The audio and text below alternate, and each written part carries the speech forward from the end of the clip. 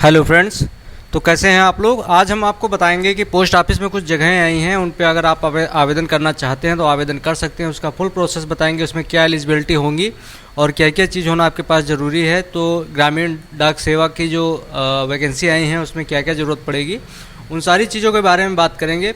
तो उससे पहले आप हमारे चैनल पर नए हैं तो चैनल को जरूर सब्सक्राइब कर लीजिएगा, वीडियो को लाइक करिए, शेयर करिए ताकि सभी तक ये जानकारी पहुंच सके। तो चलिए वीडियो शुरू करते हैं। तो सबसे पहले हम अपने किसी भी ब्राउज़र पे आ जाएंगे, वहाँ पर हम टाइप करेंगे सरकारी रिजल्ट। सरकारी रिजल्ट टाइप करने के बाद जब यहाँ पे हम एक नया विंडो ओपन होगा यहाँ पे, तो आप यहाँ पे देख पाएँ सरकारी रिजल्ट मैंने क्यों डाला है। तो सरकारी रिजल्ट एक टेस्टेड साइट है सरकारी वैकेंसी के लिए।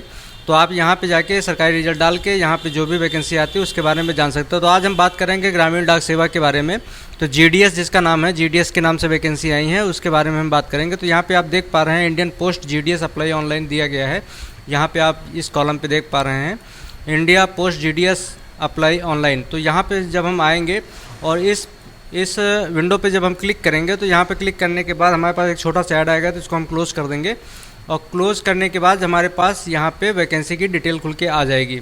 तो वैकेंसी की डिटेल खुलने के बाद यहाँ पे देखो इसका नाम दिया गया है, नेम ऑफ पोस्ट। तो यहाँ पे इंडियन पोस्ट ग्रामीण डाक सेवक रिक्वायरमेंट 2022 ऑनलाइन फॉर्म। तो इसकी जो पोस्ट डेट की गई थी, जो ये रिलीज डेट थी इस वैकेंसी की, तो 6 मई 2022 थी।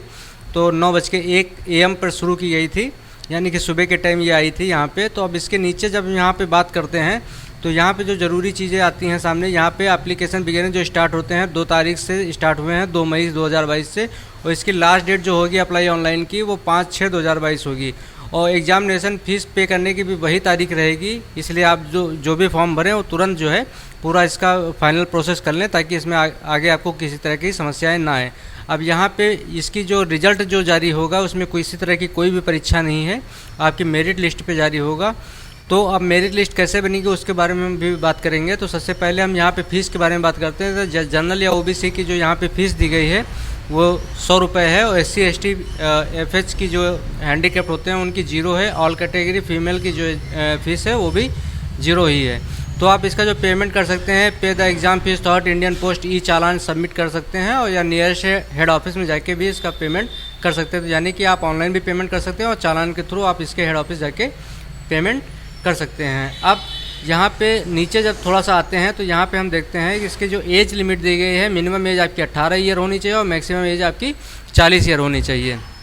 तो age relaxation as Indian Post GDS requirement rule, उनके हिसाब से जो भी रूल होगा उसके हिसाब से आपको एज के बारे में छूट दी जाएगी।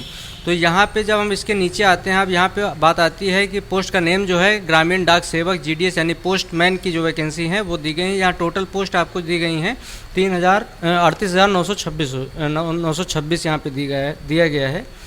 तो यहाँ की जो पोस्ट है वो 38,926 दी गई है। वैकेंसी हमारे पूरे भारत की वैकेंसी होंगी ये। अब इसमें होना क्या है, जो कैंडिडेट की जो एलिजिबिलिटी है वो होगी क्या कि class 10th high school with mathematics and English as a subject. तो आपको कक्षा 10 पास होना चाहिए और कक्षा 10 में जो है आपका सब्जेक्ट जो है मैथमेटिक्स और इंग्लिश होना अनिवार्य है। अगर ये सब्जेक्ट नहीं है तो आप इसके लिए आवेदन नहीं कर पाएंगे। तो दूसरी चीज़ ये है कि आपको अपने यहाँ की लोकल लैंग्वेज का जो है लोकल लैंग्वेज के बारे में भी पता होना चाहिए, उसको बोलना और लिखना दोनों आना चाहिए। तो और more detail for read notification. तो इसके बाद जब हम यहाँ पे आएंगे तो यहाँ पे जब हम नीचे आते हैं तो यहाँ पे दिया गया है Uttar Pradesh Hindi vacancy local language दी गई है। यहाँ पे उत्तर प्रदेश की सबसे ज़्यादा जगह यहाँ पे दिखाई गई हैं 2519। और यहाँ पे इसी तरीके से सारी जगहों की यहाँ पे दिखाई। यहाँ पे आप आने के बाद ये चेक कर सकते हैं कि आपके प्रदेश में कितनी वैकेंसी हैं।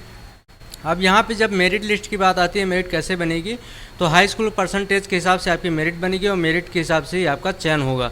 तो चयन होने के बाद होना क्या है कि यहाँ पे आप जब आएंगे अप्लाई ऑनलाइन पे, तो यहीं से आप इसका रजिस्ट्रेशन भी कर सकते हैं। और रजिस्ट्रेशन जब यहाँ पे करेंगे हम, तो होगा क्या कि यहाँ पे हमारे पास एक नया विंडो ओपन होगा।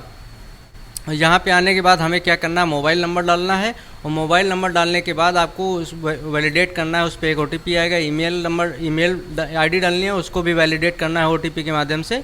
इसी तरह से नॉर्मल जिस तरह से सारे फॉर्म भरे जाते हैं उसी तरह से आपको यहाँ पे रजिस्ट्रेशन कर लेना है।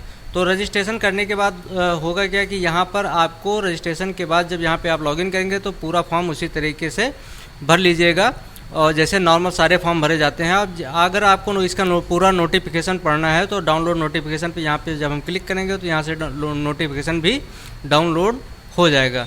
तो आप इसका जो है इस तरह से फॉर्म भर सकते हैं। अगर आपका हाई स्कूल में परसेंटेज अच्छा है तो आप इसको ज़रूर भर दीजिए और हो सकता है आपका हो जाए इसमें। तो अगर हाई स्कूल का परसेंटेज अच्छा है तो इस फॉर्म को बिल्कुल मत भरना भूलिएगा। और अगर ये जानकारी आपको कैसी लगी है कमेंट करके ज़रूर बताइएगा। वीडियो को लाइक करिए, शेयर करिए। हमारे चैनल पर नए हैं तो चैनल को ज़रूर सब्सक्राइब कर लीजिएगा।